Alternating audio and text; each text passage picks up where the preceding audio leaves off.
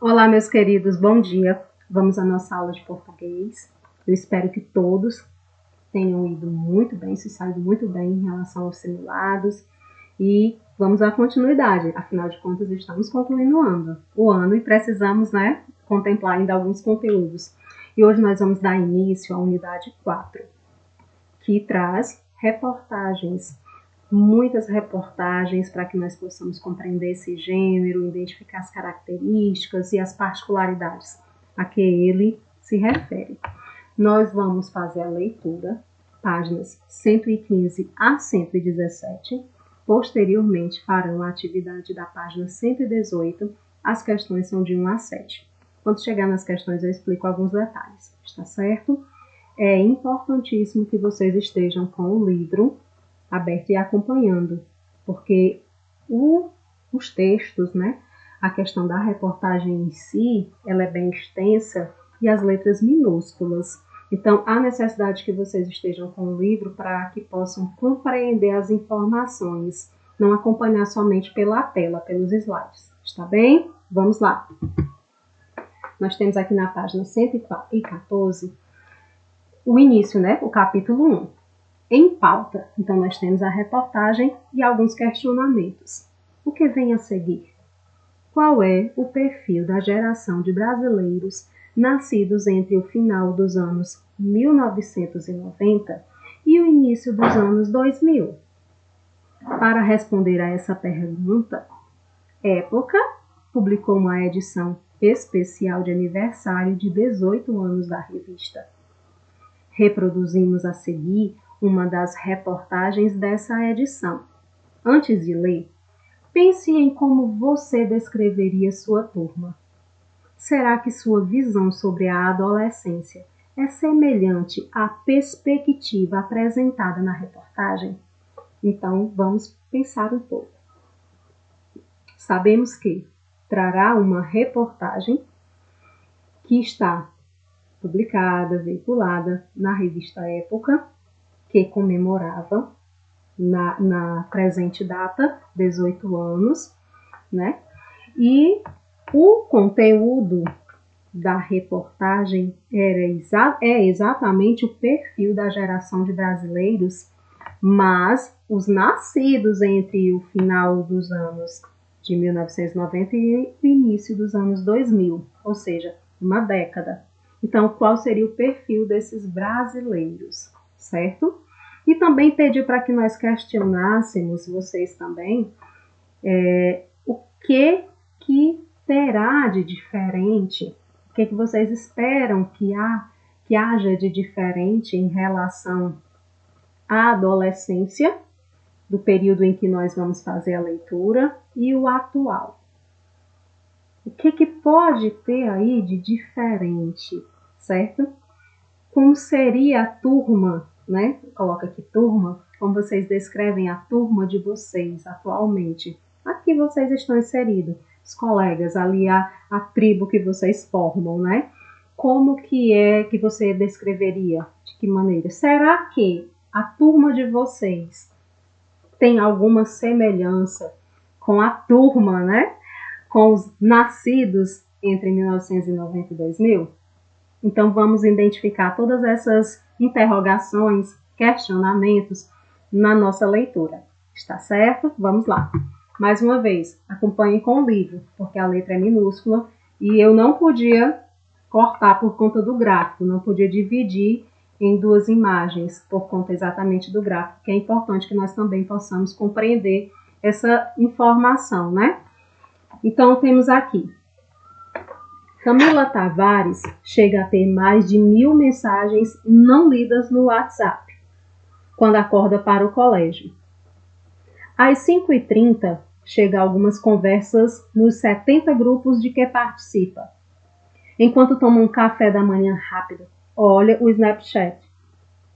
Aos 15 anos, diz que não consegue viver sem rede social, embora afirme nem ser das mais viciadas em sua turma. Nascida em 2001, ela pertence à geração que não imagina o que seja a vida desconectada ou conectada precariamente com a necessidade de usar internet discada à meia-noite para economizar. Para os brasileiros que daqui a alguns anos moldarão a sociedade, é em rede que se expressa, se aprende, se debate e se experimenta. Isso pode ser vantajoso num país com escassez de boas novidades. Algumas pesquisas mostram que os adolescentes atuais pretendem ousar e empreender mais. Cerca de 50% querem criar o próprio negócio. Eles veem as redes como meio de compartilhar ideias, serviços e bens, a fim de melhorar o mundo. Nós estamos perfeitamente inseridos nesse momento, não é verdade? Então vamos lá. Como difundirão suas ideias? Não há como saber por certo o que nos aguarda nos próximos capítulos, mas Camila dá spoilers. Olha o que é que ela diz, abre as aspas. Uso o YouTube para estudar. Fecha as aspas, afirma. A rede de vídeos mais popular do mundo até inspira novas profissões. Camila tem sua lista de youtubers preferidos. Eles amealham influência e dinheiro com vídeos bem editados em casa. Não têm obrigação de ser especialistas nem intelectuais. Os mais famosos são cronistas virtuais. Falam de fatos cotidianos em um relato descontraído, amparados na experiência pessoal. Um exemplo é Jout Prazer, com 98 milhões de visualizações em um canal sem tema nem roteiro. Abre as aspas. Eu só meio que vou falando, olha aqui, eu só meio que vou falando e vocês meio que vão ouvindo e a gente meio que vai se amando. Muito bacana essa linguagem. Continuando, descreveu João Jout. Às vezes me dou conta de que fatos da minha vida ou pensamentos que tenho já foram comentados nos vídeos. Eles apresentam um ponto de vista legal e a gente se identifica, diz Camila. Quando a internet era mais lenta, cara e presa aos desktops, compartilhar pensamentos levava mais tempo. Hoje, a informação é digerida de modo imediato e coletivo. Antes de seguirmos para o próximo slide, vamos dar aqui uma passeada por esses gráficos. As barreiras estão caindo para os mais jovens. Aí nós temos a tecnologia, né? Os adolescentes não veem diferença entre estar nas redes, dentro ou fora de casa, nem entre o mundo dentro ou fora das redes. Aí nós temos aqui o adolescente. Consome e aprende cada vez mais por imagens. Aí nós temos 50%. Assistem a mais de 2 horas de conteúdo no YouTube por dia. Aí é uma pesquisa e nós temos essa informação. Que 50% dos jovens, né, aprendem mais. E eles passam mais de 2 horas no YouTube por dia. Pensa em grupo, 94%. Usam o Facebook. Confiam na rede, 72%. Sentem-se tão confortáveis com compras online e quanto offline. Ok. Aí seguido nós temos aqui como os adolescentes acessam a internet. Olha os anos, 2013, 2014. Pelo celular nós temos aqui, ó. Em 2013, pelo celular, 53%.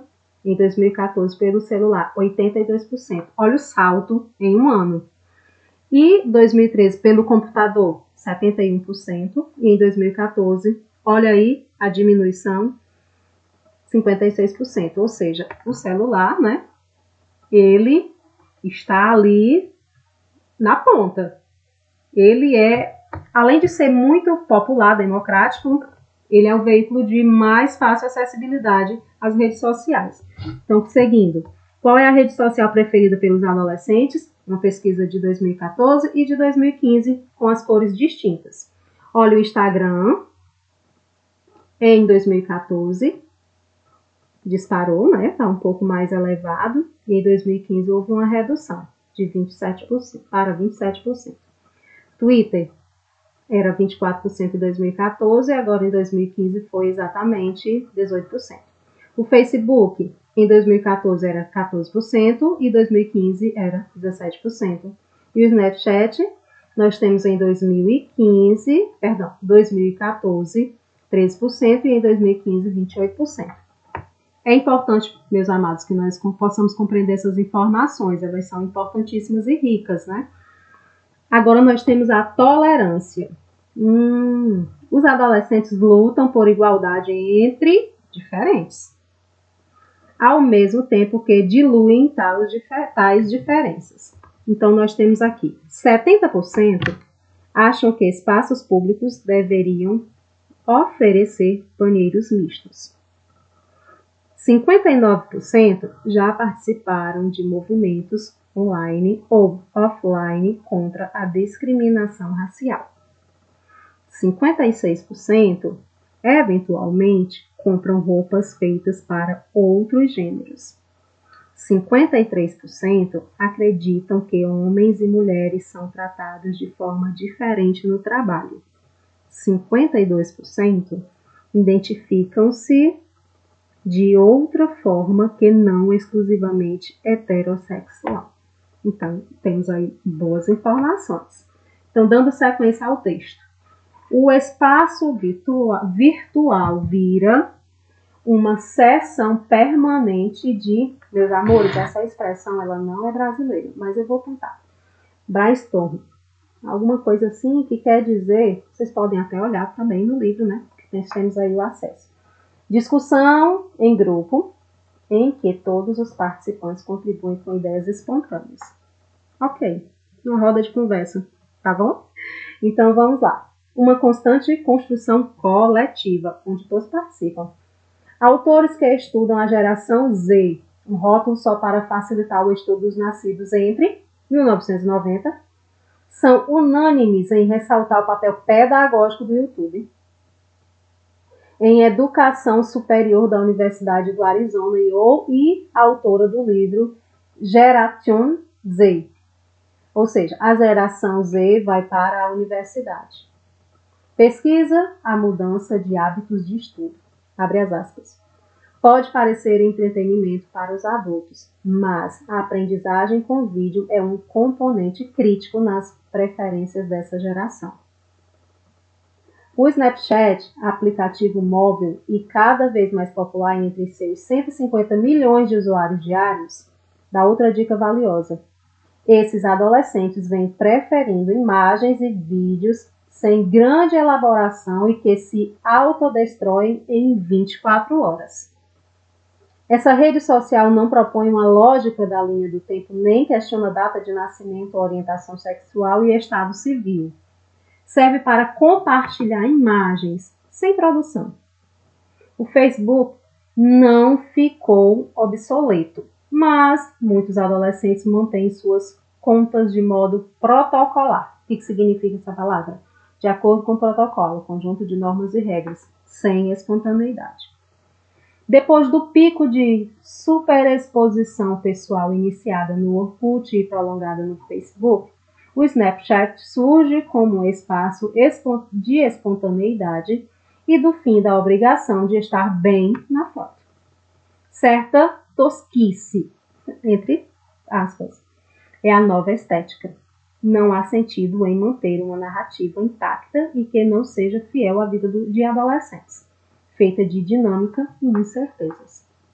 Apesar de tímida em alguns assuntos, Camila não se envergonha em confirmar que o Snap é para ver a vida dos outros.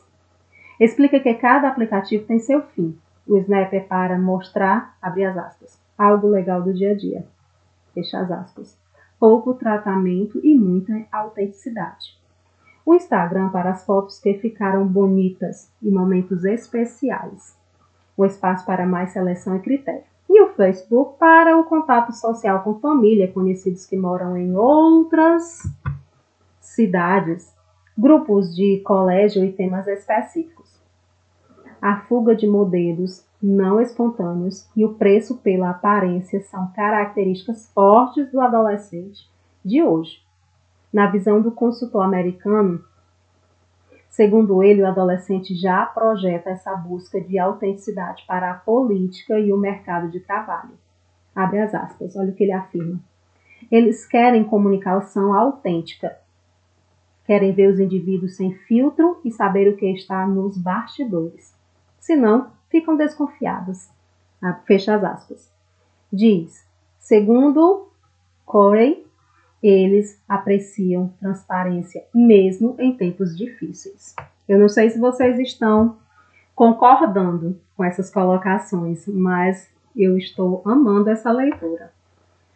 Não surpreende que o modelo de representação política vigente, que apresenta candidatos como quem vende uma nova marca de sabão, não dialogue com esses cidadãos recém-tornados ou prestes a se tornar eleitores. Abre as aspas.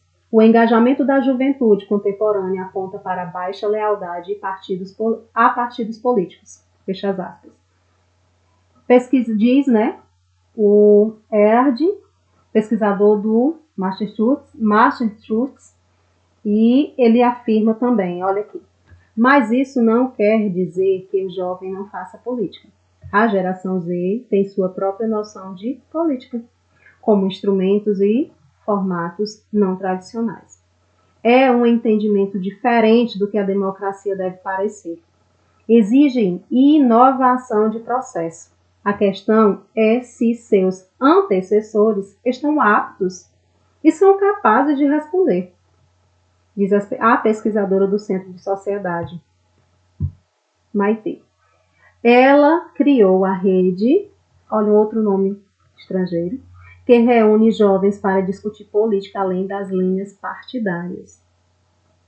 Não, olha o que ela fala. Não vejo saída quando o discurso é descolado da ação, afirma Aline Nunes, de 20 anos, que se interessa por política e pelas causas negras e feministas.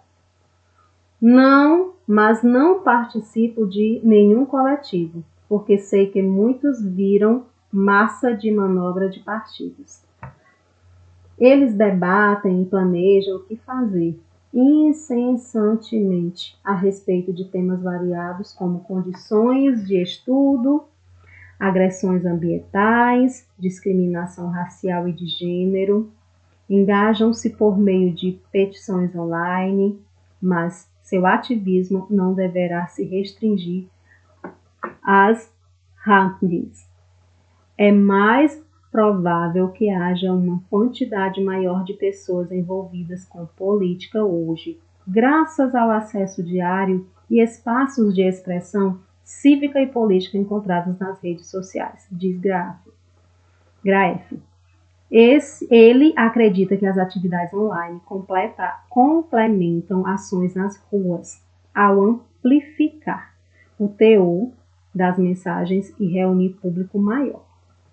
Boa parte dessa vontade de debater remete ao que os americanos chamam de guerra cultural entre conservadores e liberais, disputada nos Estados Unidos às claras há mais tempo que por aqui. Kolopoulos explica que subiu para o topo das prioridades adolescentes discutir machismo, racismo, homofobia e equidade. O pesquisador acha maravilhoso que grande parte dos jovens não liguem para rótulos e sim para indivíduos. A pesquisadora britânica Shirley Combe, que escreveu Geração Z e outros temas, ela diz.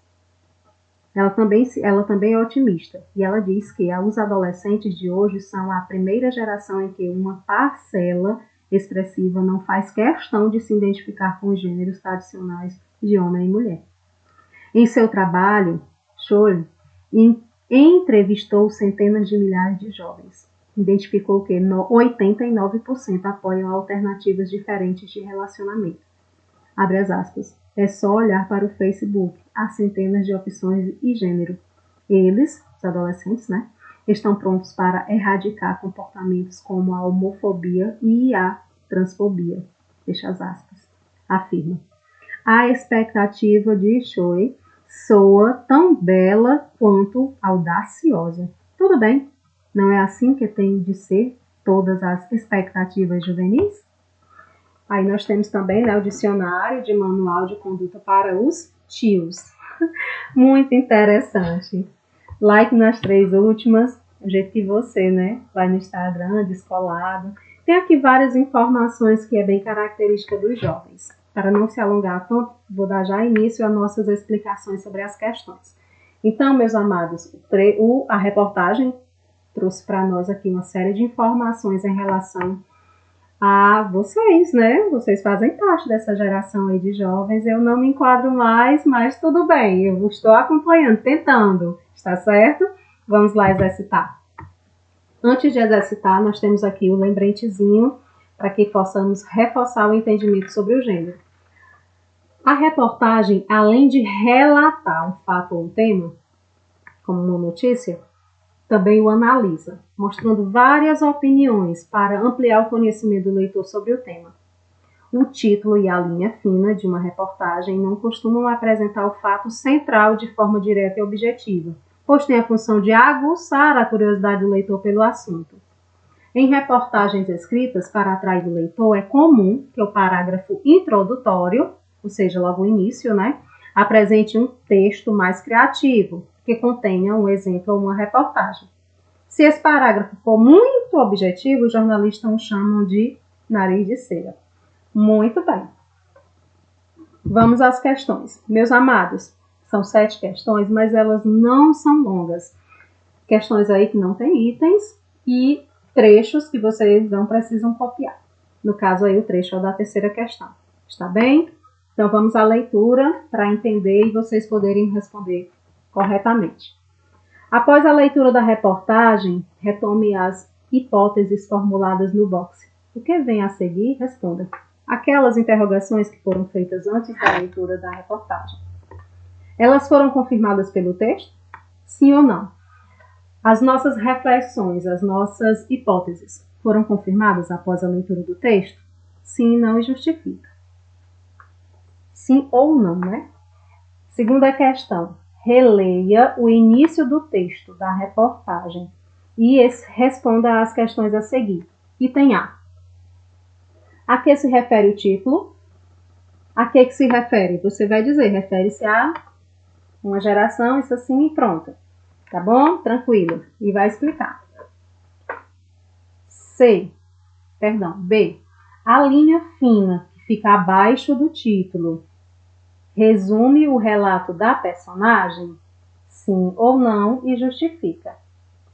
O item C. Quem assina a reportagem? Aí vocês vão voltar lá na reportagem e encontrar todas essas informações, é só copiar, está bem?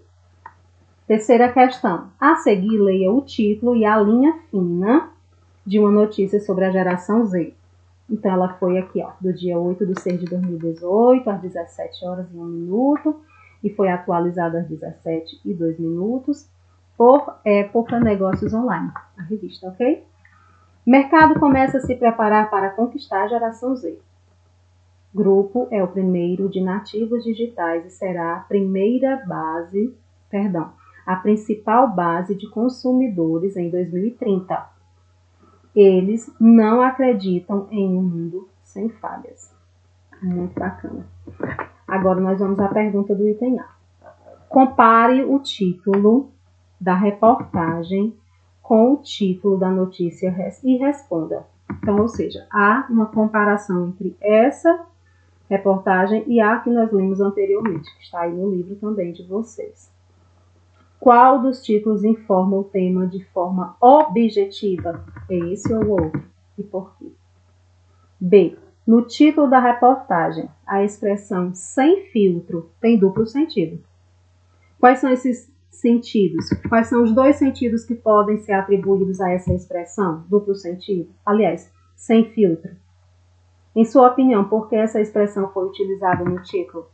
Comente. Por quê? Com qual finalidade foi utilizada essa expressão, sem filtro?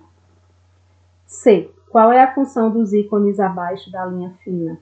Há vários ícones embaixo da malha fina, ou seja, está aí, ó, na terceira questão. Qual é o objetivo desses ícones? Tranquilo, né? Vocês sabem responder isso aí.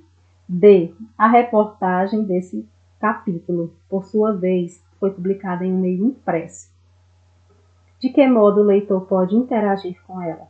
Forneça exemplos. De que maneira o leitor pode interagir com essa informação? Aí você vai falar aí, escrever, aliás, alguns exemplos. Quarta questão. O primeiro parágrafo de uma reportagem pode variar conforme o tema e o enfoque dado ao assunto. Sabendo disso, responda a questão a seguir. Ok. Essas quatro últimas questões, elas nem item têm, né? Elas são bem tranquilas e diretas. Então, é por isso que eu passei as 7 questões. Está bem, amados? Em geração sem filtro, qual é a pessoa escolhida para introduzir a reportagem? Você volta lá no texto e diz, tranquilamente, você encontra e vai explicar. Quinta questão. Que diferenças entre a geração Z e a geração anterior a ela a reportagem destaca? Você vai colocar aí quais são as diferenças. E segundo a reportagem, os adolescentes se interessam por política?